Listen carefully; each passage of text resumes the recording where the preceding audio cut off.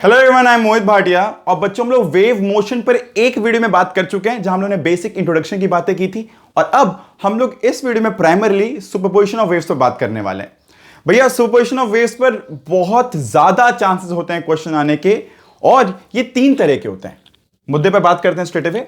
अच्छा, हम लोग करते वक्त कुछ प्रॉब्लम भी सॉल्व करेंगे, कुछ बच्चों की डाउट भी आई हुई है, कुछ बच्चों ने मुझे पोस्ट किया था क्वेश्चन, तो मैं उस पर भी बात करने वाला हूं। ठीक है, तो भाई तीन तरह के सुपरपोजिशन ऑफ वेव्स होते हैं। अगर दो इक्वेशंस ऐसे हो, ए साइन ओमेगा टी माइनस के एक्स और ओमेगा टी माइनस के एक्स प्लस 5, मतलब क्या हो पता है, ये माइनस बताता है डायरेक्शन। अगर दोनों में माइनस है ना, मतलब वेव जा रहा है प्लस तरफ, पर दोनों में हल्का सा फेज डिफरेंस है। ठीक है, नटशल में समझो। तो इन दोनों इक्वेशन को ऐड करने पर रिजल्टिंग इक्वेशन कुछ इस तरह की आएगी, जहां पे हम लोग को ये ए आर और ये थीटा ऑब्टेन करना पड़ता है। कैसे करते हैं इस पर बात कर रहे हैं।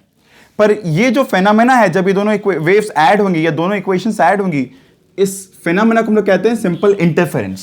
इसमें क्या होता है, दो वेव मिलकर वापस एक वेव बनाएगी, कुछ नया नहीं बनेगा।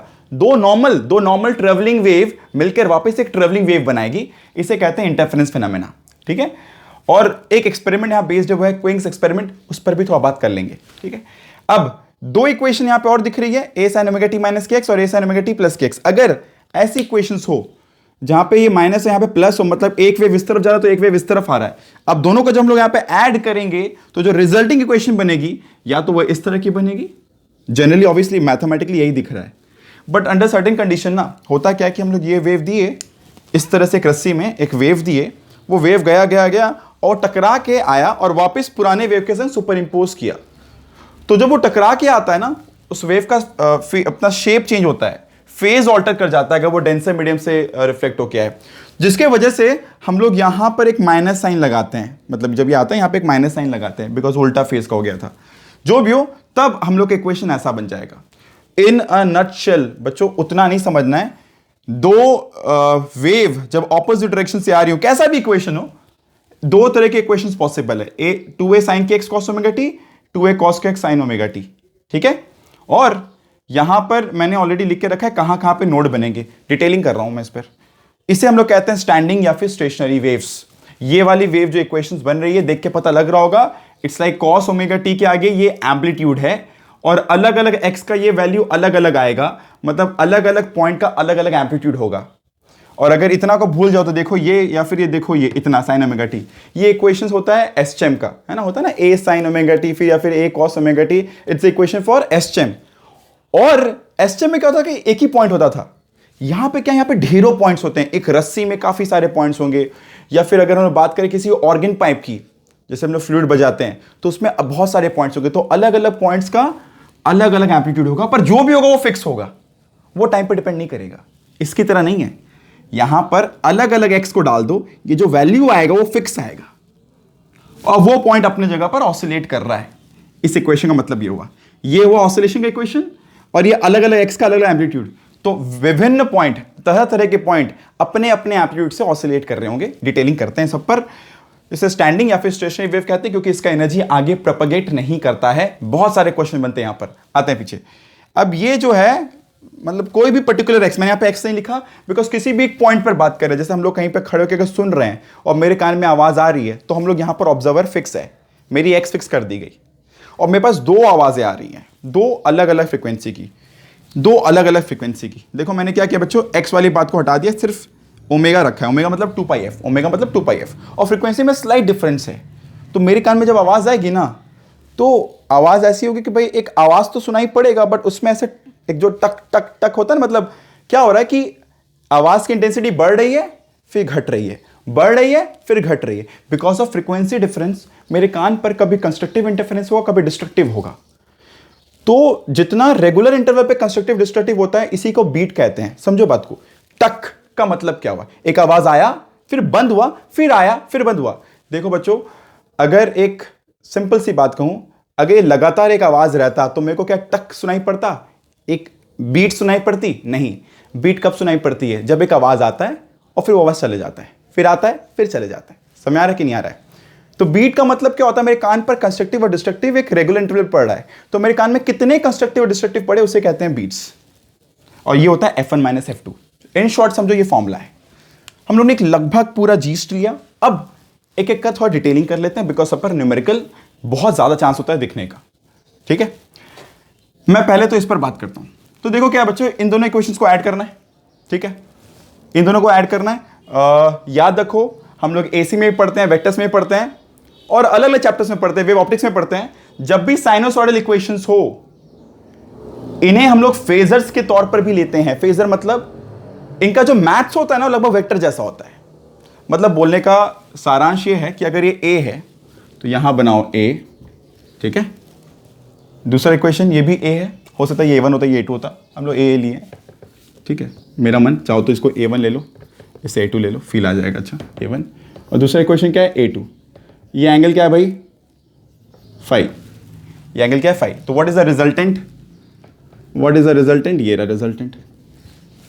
जैसे वेक्टर्स को ऐड करते हो ना, वैसे ही ऐड करना है। इसे फेजर्स कहते हैं, हम लोग एसी में भी काम लेते हैं। तो ए बराबर क्या होगा, root over A1 square plus A2 square plus 2A1 A2 cos phi. ठीक है, अच्छा ये जो एंगल यहां बनता है ना रिजल्टेंट का, इसे कहते हैं ये वाली थीटा, जो अपने निकाल सकते हैं वापस tan inverse of A2 sine phi by A1 plus A2 cos phi, अपने कर सकते हैं। ठीक है ना, अपने इस पर डिटेलिंग ज़्यादा नहीं करेंगे, अपने इसको साफ कर देते हैं। बच्चों अब देखो, फटाफट बात समझते हैं। अगर फाई की वैल्यू हो जाए 0 तो कॉस 0 कितना होगा, 1, तब ये वैल्यू मैक्सिमम हो जाएगी। तो हम लोग बोलते हैं कंस्ट्रक्टिव इंटरफेरेंस में क्या होता है, ये होता है A1 प्लस A2। और ऐसा कब होता है, जब फाई क्या होता है 0 या फिर 2 पाई या फिर 4 पाई। इसी को हम लोग शॉर्ट में लिखते हैं 2n pi. Condition for constructive interference. ध्यान देना, बहुत तो शायद पढ़ के बैठे होंगे बच्चों, रिवाइज कर रहे हैं अपने फटाफट। ठीक है ना, अगर यहां बात करें डिस्ट्रक्टिव इंटरफेरेंस की, तो यहां पे क्या होता है, अगर बात करें वहां पर कॉस फाई अगर होता -1, मतलब फाई क्या होता, कॉस फाई होता -1, मतलब कॉस फाई क्या होता, पाई, है ना, कॉस पाई -1, कॉस 3 पाई -1, कॉस 5 पाई -1। तो बोल सकते हैं फाई की वैल्यू अगर हो पाई, 3 पाई, 5 पाई, जो भी हो, तो मेरी वहां पर आ जाएगी -1। तो root over A1 square plus A2 square -2A1 A2 cos, -2A1 A2 हो जाता कॉस फाई की जगह। तो मेरा रिजल्टेंट बनता A1 माइनस A2 का मॉड। बात समझ में आ रहा है, root over A1 square plus A2 square plus 2A1 A2 cos phi था ना, तो कॉस फाई अगर डाल दे -1 तो ऐसा हो जाएगा। और ऐसा कब होगा, जब फाई ऐसा हो। तो भैया ये इसे ऐसे लिख दो, या फिर शॉर्ट में लिख दो 2n-1 टाइम्स पाई। ये condition for destructive interference. Destructive का मतलब क्या होता है कि उस पॉइंट पर दोनों वेव की एनर्जी कैंसिल होंगी और इस पॉइंट पर दोनों वेव की एनर्जी एडअप होंगी। फील लेना तो फील ले लो भाई, अगर ऐसा एक वेव जाए और एक और वेव ऐसा जाए, दोनों का एनर्जी यहाँ पे ऐड हो जाएगा ऐसा। और वहीं पे डिस्ट्रक्टिव में क्या होगा, एक वेव अगर ऐसे है, दूसरा वेव अगर उल्टा हो, तो एनर्जी यहाँ पे कैंसिल होगा। कुछ ऐसा ही चीज वेव ऑप्टिक्स में भी होता है। ठीक है, कुछ ऐसी चीज वेव ऑप्टिक्स में भी होता है। बच्चों एक फॉर्मूला मैंने लास्ट वीडियो में लिख के रखा था। फॉर्मूला क्या था, मैं यहाँ पे लिख देता हूं, delta phi is equals to 2 pi by lambda into delta x. ठीक है, समझ आ रहा है। तो अपने को अगर पता है this is the condition for constructive interference, this is the condition for destructive interference, तो कोई बोले पाथ डिफरेंस, ये डेल्टा एक्स क्या होता है, पाथ डिफरेंस, दो वेव के बीच का पाथ डिफरेंस। मतलब क्या हुआ, अगर एक वेव इतना किया और दूसरा वेव इतना किया, अगर ये x2 है ये x1 है, x2 माइनस x1 को कह सकते हैं पाथ डिफरेंस। तो भाई कंस्ट्रक्टिव कंडीशन क्या है, यहां पर ही देख लो, इधर डाल दो 2n पाई, तो पाई पाई कैंसिल, 2 2 कैंसिल, तो डेल्टा एक्स क्या हो जाएगा, n lambda. Condition for constructive हो जाएगा n लैम्डा, है ना। मतलब अगर पाथ डिफरेंस 0 हो, लैम्डा हो, 2 लैम्डा हो, समझ आ रहा है। ये n starts from any integer. आगे अगर बात करें डिस्ट्रक्टिव की, तो भाई डिस्ट्रक्टिव में जगह ज़्यादा है नहीं, मैं वापस लिख दूं, यहीं पर आते हैं। अगर यहाँ पे अपने लिख दें फटाफट, यहीं पे अगर अपने लिख दें 2n-1 इंटू पाई, तो अपने अगर ये देखें पाई पाई कैंसिल, तो डेल्टा एक्स क्या हो जाएगा, 2n-1 लैम्डा बाई 2। मैं यहीं पे ऊपर लिख देता हूँ भाई, del x equals to what, 2n-1 lambda by 2, condition for destructive interference. याद रखना, मतलब अगर पाथ डिफरेंस हो lambda by 2, 3 lambda by 2, 5 lambda by 2, 7 lambda by 2, है ना, odd number into lambda by 2, condition for destructive interference हो गया ये वाला चीज। ठीक है, तो इस तरीके से हम लोग ने बेसिक पूरी इंटरफेरेंस की बेसिक बातें कर ली। ठीक है, चलो आगे बात करते हैं। क्विंक्स एक्सपेरिमेंट कैसा है भाई, एक ऐसा सा एक होता है, यहां से आवाज दिया था ट्यूनिंग फोक से, और ये दो अलग अलग रास्ते से यहां पर पहुंचता है। ठीक है, यहां से एक आवाज ऐसे पहुंचती है, ये आवाज ऐसे पहुंचती है। ठीक है, और हम लोग चाहे तो इसका लेंथ चेंज कर सकते हैं। तो इस तरीके से हम लोग दो वेव का पाथ डिफरेंस चेंज कर सकते हैं, और पाथ डिफरेंस जब चेंज करेंगे तो उसके अकॉर्डिंग यहां पे कंस्ट्रक्टिव या फिर डिस्ट्रक्टिव सुनाई पड़ती है। ठीक है, और ये फ्रीक्वेंसी तो बदलेगा नहीं, दोनों के लिए सेम फ्रीक्वेंसी रहेगा। तो दिखता है ना इस वाले वेव में ओमेगा दोनों में सेम है, बट एक ही चीज बदल रही है, वो क्या है भाई, पाथ, है ना। तो अपने इसका पाथ चेंज कर सकते हैं, इसी को अपने कहते हैं क्विंक्स एक्सपेरिमेंट। अब बात करते हैं नीचे स्टैंडिंग वेव, बहुत इंपॉर्टेंट टॉपिक है, बीट्स पर बात नहीं करना है, इसी पर बात करना है मेन। ठीक है ना, ये फॉर्मूला याद रखना भाई, जो मैंने फॉर्मूला लिखा था delta phi equals to 2 pi by lambda to delta x, काफी इंपॉर्टेंट फॉर्मूला है। ठीक है, मैंने सारी चीजों का बेसिक्स दिया। किसी बच्चे को लगता है कि सर और डिटेल करिए इस पर्टिकुलर टॉपिक को, प्लीज नीचे बताना, मैं उसे और डिटेल कर दूंगा। मैं ओवरव्यू दे रहा हूं ताकि बच्चे फटाफट रिवाइज कर पाए। ठीक है ना, फटाफट इसका प्रॉब्लम लगाना है। तो y equals to 2a sin kx cos omega t और 2a cos kx sin omega t, ये क्वेश्चन दिया हुआ है, ऐसा कोई भी क्वेश्चन हो सकता है। मैंने क्या कहा भाई, ये जो है ये बताता है कि एम्पलीट्यूड क्या होगा। तो बच्चों क्या होता है कि दो पॉइंट होते हैं यहां पर, एक होता है नोड और एक होता है एंटी नोड। अब ये दोनों पॉइंट कौन है, बहुत बच्चे जानते हैं कि सर यहां पर एम्पलीट्यूड क्या होता है, जीरो होता है। ये वो वाले पॉइंट जहां पे एम्पलीट्यूड मैक्सिमम होता है। मैक्सिमम कितना होगा, 2a sin kx, तो 2a हो जाएगा, बिकॉज sin kx 1 होगा मैक्स टू मैक्स, उससे बड़ा तो हो नहीं सकता, है ना। तो अगर हम लोग बात करें फंडामेंटली बात करें, तो इस इक्वेशन को लेना सीखना होगा। अपने के पास बहुत तरह के न्यूमेरिकल आएंगे इस पर बेस करके। ठीक है, ध्यान से देखो, मैंने एक क्वेश्चन देखा है, मैं उस पर बात करता हूं। उसके पहले हम लोग थोड़ा बेसिक ग्राउंड समझ ले। अगर एक काम करते हैं, अगर एक स्ट्रिंग ली जाए, क्वेश्चन दोनों जगह होगी, स्ट्रिंग पर भी और ऑर्गन पाइप पर भी। ऑर्गन पाइप मतलब वो एक ट्यूब होती है पतली सी, जैसे वो फ्लूट होती है ना, कोई भी ट्रम्पेट, जो भी ट्यूब, पतली सी ट्यूब जो होती है। रेजोनेंस एयर कॉलम एक्सपेरिमेंट हम लोग किया जाता है हम लोग के द्वारा लैब में। तो जो भी हो, यहां पे एक रस्सी लगा दी गई है, समझना बात को। ये पॉइंट अगर x 0 है तो ये पॉइंट क्या होगा, कोई l। ठीक है, कहा जाता है कि अगर यहां पर स्टैंडिंग वेव बन रहा है तो कंफर्म वे में ऑब्वियसली ये पॉइंट और ये पॉइंट तो हिलेगी नहीं, बिकॉज ये पॉइंट बंधी हुई है। तो इन पॉइंट्स पर तो नोड बनना कंपलसरी है, इन पॉइंट पर नोड बनना कंपलसरी है, हाँ है ना। ध्यान समझ लेना, पूरा चैप्टर खत्म हो जाएगा इतना में ही। तो मतलब ये साइन की एक्स जो है, ये जो साइन की एक्स है, इसकी वैल्यू क्या होगी, यहां पर भी जीरो, यहां पर भी जीरो, कंपलसरी होनी चाहिए कम से कम, और कहीं जीरो होना, पर यहां पे जीरो होनी चाहिए अगर दोनों एंड बंधा हुआ है। ठीक है, तो के एक्स को डाल दिया क्या, जीरो, और एक क्या के एक्स होगा, पाई। समझ आ रहा है, साइन की एक्स जीरो कब होगा, एक तो जीरो पे, अगले बार कब होगा, पाई पर। कंपलसरी मतलब मिनिमम कंपलसरी कंडीशन की बात कर रहे हैं। तो के एक्स यहां पर जब होगा पाई, तो एक्स कितना होगा, तुम्हें पता भाई के क्या होता है, 2 पाई बाय लैम्डा, तो ये हो जाएगा pi by 2 pi by lambda. मैंने नीचे ले गया भाई लैम्डा बाई 2, एक्स क्या होगा, लैम्डा बाई 2, मतलब ये हो गया x equals to lambda by 2, मतलब कुछ आधा वेव बनेगा यहां पर। और वो आधा वेव जब बना, टकराया, फिर अपने ऊपर ही सुपर इंपोज हो गया। समझ आ रहा है। और क्या हो रहा है, अलग अलग पॉइंट का अपना अलग अलग एम्पलीट्यूड है। होता है कि यहां पे सारे पॉइंट्स एक साथ ऊपर जाते हैं। कैसे भाई, ये सारे पॉइंट, अगर ये वैल्यू हुआ 1, तो ये सारे पॉइंट्स के लिए 1 हुआ, जिसका जो भी अपना एम्पलीट्यूड, देखो ये तो कांस्टेंट है ना, अगर मैं x डाल दूं, x डाल दिए कुछ भी एक, तो अपना अपना पर्टिकुलर पॉइंट का एम्पलीट्यूड पता लग गया। और अगर ये 1 हुआ तो सब अपने मैक्सिमम पर एक साथ, अगर ये -1 सब अपने मिनिमम पर एक साथ, नीचे पे सब एक साथ, अगर ये 0 हुआ तो सब अपने मेन पोजीशन पे एक साथ, हाँ है ना, सब एक साथ ऊपर जाएंगे, एक साथ नीचे आएंगे। फील आ रहा है।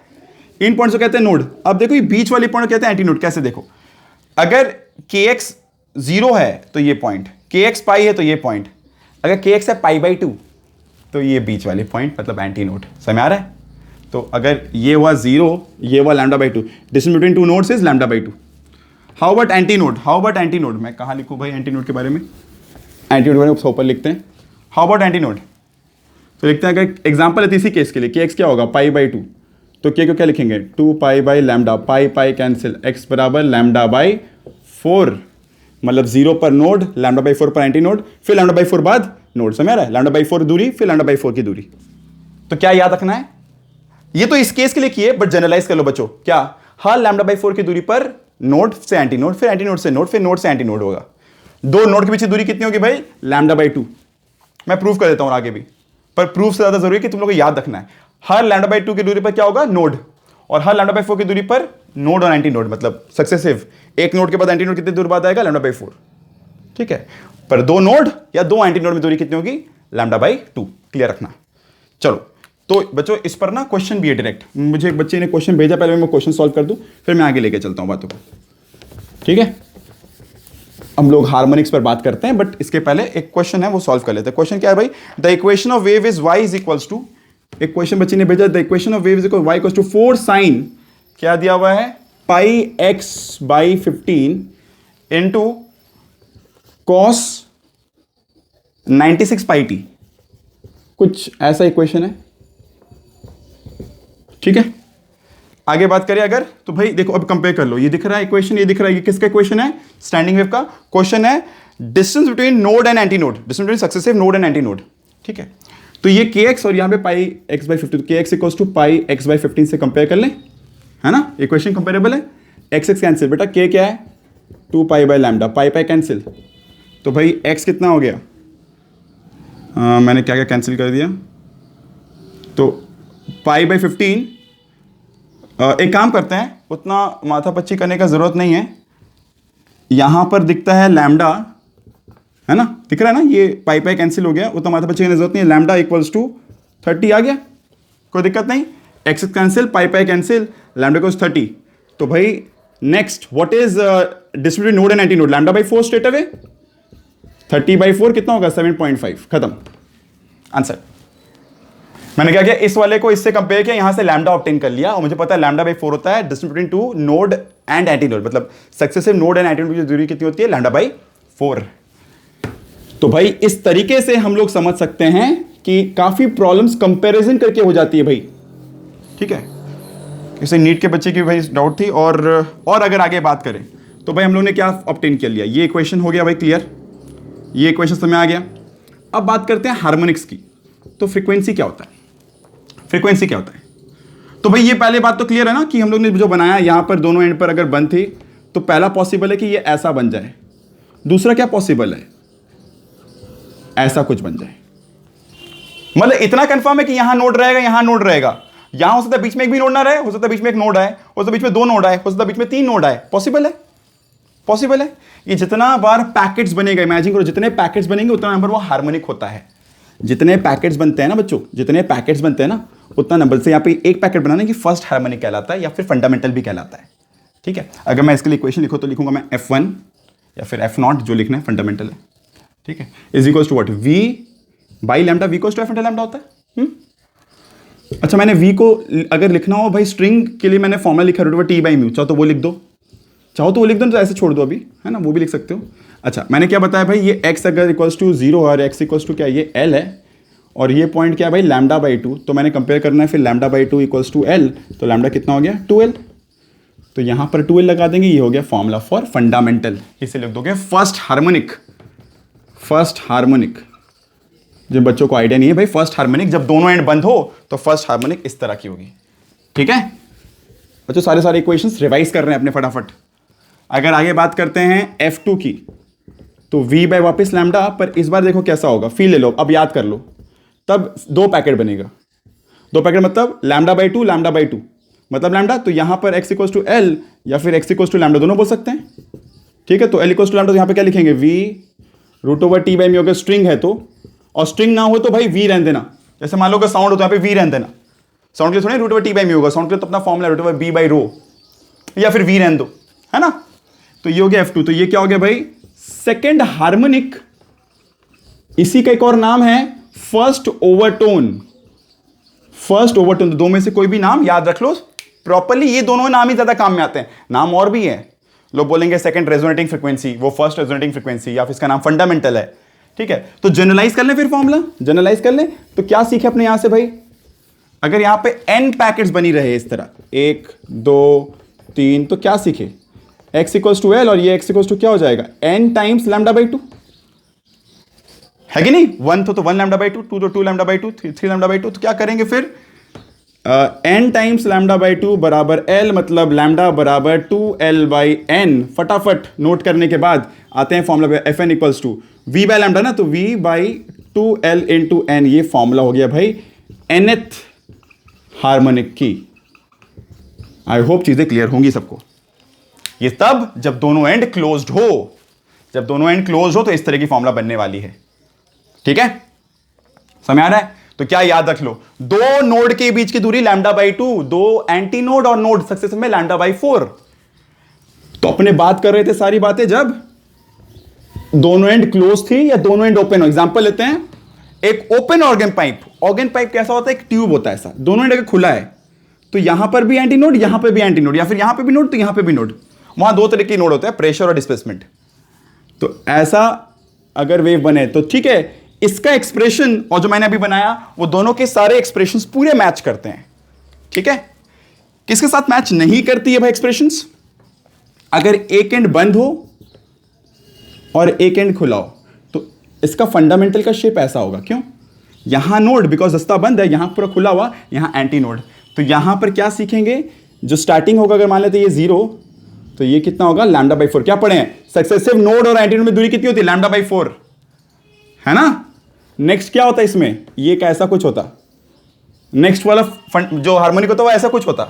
समझ आ रहा है? तो यहां से अपने क्या इवेल्युएट कर सकते हैं, that f is equals to क्या लिख सकते हैं, f इज इक्वल्स टू क्या लिख सकते हैं, v/λ। तो पहले अगर लिखते हैं ये l तो λ इक्वल्स टू 4l, तो फंडामेंटल में क्या हो जाएगा ये 4l। ठीक है, नेक्स्ट वाली क्या होगी भाई, λ/2 प्लस λ/4 मतलब 3λ/4। तो नेक्स्ट वाली दूरी क्या होगी, 3λ/4। समझो भाई, समझो जल्दी से। नेक्स्ट वाली क्या होगी, 3λ/4। तो भाई फिर लैम्डा कितना होने वाला है यहाँ पे, 4l/3, है ना। तो ये हो जाएगा 4l/3। तो यहां से क्या समझ रहे हैं, ये नेक्स्ट वाला हार्मोनिक हो गया। नेक्स्ट हार्मोनिक मतलब पहला जो भी था उससे तिगुना, फिर नेक्स्ट क्या होगा पता है, 5 गुना। पहला वाला अगर v/4 था, नेक्स्ट कितना है 3v/4l, फिर नेक्स्ट क्या आएगा 5v/4l। पहला अगर v/4l, नेक्स्ट आया 3v/4l, फिर नेक्स्ट आएगा 5v/4l। मतलब अपने क्या लिख सकते हैं यहां पर, लिख सकते हैं that 2n -1 times v/4l is the frequencies on which resonance will occur. और अगर डालेंगे n1 तो v/4l, n डालेंगे 2 तो 3, डालेंगे 3 तो डालेंगे 6 आएगा, है ना, इस तरह से। और 1 गुना, 3 गुना, 5 गुना, वो सारे हार्मोनिक्स में रेजोनेंस होगा, सारे हार्मोनिक्स में यहाँ पे रेजोनेंस नहीं होगा। इन शॉर्ट मैंने ट्राई किया पूरे चीजों को एक्सप्लेन करने का। ठीक है बच्चों, तो बच्चों और भी अगर ऐसा लगे कुछ और भी सॉल्व करना है तो मुझे टाइम कम बचा है मेरे इस वीडियो में, हम लोग आने वाले वीडियोस में अगर और चाहिए हेल्प तो बताना कमेंट में, मैं इस पर और सॉल्विंग करवा सकता हूं। या कोई पर्टिकुलर टॉपिक लगता है ना कि सर और एक्सप्लेन कर दो, मैं जरूर एक्सप्लेन कर दूंगा। This much from this video, keep learning. और जो बताना हो, जो बोलना, जरूर बोलना कमेंट में। Thank you.